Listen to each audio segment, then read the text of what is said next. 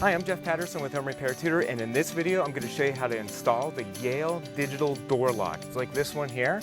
You can punch in a code and get it into your house instantly. And it's fantastic if you've got kids or you need to get a contractor into your house because you can give each person their own specific code. So let's get to it. I'm going to show you why this is an amazing product. Here's the front of my exterior door, nothing special, pretty standard. Here's my door handle and deadbolt on the front, my door handle and deadbolt on the back. Again, pretty normal stuff. I like to remove the first screw or bolt from the deadbolt and then open the door and remove the second screw. That way you can take the front and back of the deadbolt off without it dropping to the ground. Then you can remove the two screws that hold the deadbolt mechanism in place. Here's the new Yale digital door lock, and what I like is they show you that it's okay to call them if you've got any questions. Here's the back of the deadbolt. It's got a rubber gasket on it to protect it from the weather. And here's the front of the Yale digital door lock. Now it has a protective plastic sticker on it to protect the touchpad. It also has a gasket on it. You need to unscrew the screw that holds the battery cover in place. Set that aside. And what you'll do next is check that the bracket is in one piece, that the rubber gasket, there are 5 tabs for that rubber gasket. Just make sure they're all pressed into the bracket. Here is the deadbolt mechanism. It comes at 2 3/8 in length, but there's a button on it that you can press in and pull it out to 2 3/4 length. So that's what I did. And then I pushed it into the door and make sure that it's in the up position. That way you can screw the 2 screws in place. Now, most deadbolts come with 1-inch screws. I like to use 2-inch screws just to secure it to the door a little bit better. So I did that with my drill. You can do the same thing and you're good to go. So do the same thing with the actual strike plate. The strike plate comes with 1-inch screws, but I used 3-inch wood screws, and that just makes me feel better about the security of the strike plate. Slide the wire that's in the front portion of the deadbolt through the door. Just make sure that the wire is underneath the deadbolt mechanism. That way the wire won't get frayed or hurt. And make sure that the front of the deadbolt is plumb. Take the 2 screws that come with the deadbolt, slide the bracket through the wire like so, hand tighten those 2 screws, and then tighten them with your drill or a screwdriver. Again, make sure that the front and back of the deadbolt are plumb or straight up and down. I'm showing you the directions because sometimes they're not always right. They're showing you to thread the wire through the square slot in the bracket.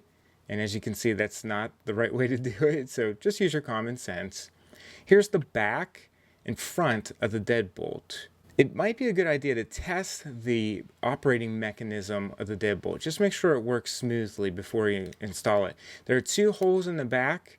Make sure that that wire comes up and over to the wire connector without the wire actually being close to those 2 holes. Then take the mechanism in the back of the deadbolt and slide it through the actual deadbolt itself. Mount the deadbolt to the door using 2 small screws. As you can see here, it's pretty tight. And then test that the deadbolt actually operates smoothly, both when the door is open and closed. The next thing you need to do is just add batteries in the back of the battery pack, and you're ready to program the deadbolt.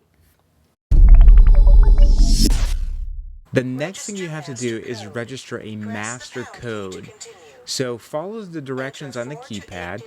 The master code controls the ability for you to open the door lock, the deadbolt, and also program any pin codes in for people. All you need to do to open a door is touch your hand to the pad, enter your master code, press the star button, and the deadbolt opens the door. Pretty sweet.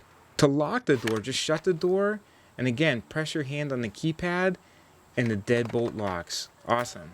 The next thing you can do is add user codes. So this is great because if you've got kids or grandparents or a contractor, you can give them each their own user PIN code. So like I'm doing here, you can just choose a number 1 through 25. So if I wanted to choose like the number 2 for my kids and give them their own user PIN code, I could. So that's what makes this so cool. So like you can enter number 2, like you can make user, you can enter number 2 for like my kids, and then I can just program their own user PIN code and give it to them. Now, what I like is I can also do the same thing for a contractor, and when they're done coming in and out of my house, I can delete their user code and be sure that they can't get back into the house. Another cool feature of the Yale digital door lock is it comes with 2 electrodes. So if you ever lose battery power, you can jumpstart your door lock with a 9-volt. And you can install a door handle that matches the color and style of your deadbolt. All right, well there you go. Isn't technology so cool? I think it is. Check out this Yale digital door lock. Maybe you'll like it and you'll be able to use it for your own house. I hope you liked this video. If you did and you got some tips, go ahead and give me a thumbs up over on YouTube so somebody else can see it and benefit. And remember, if you haven't already done so, you can click the subscribe button.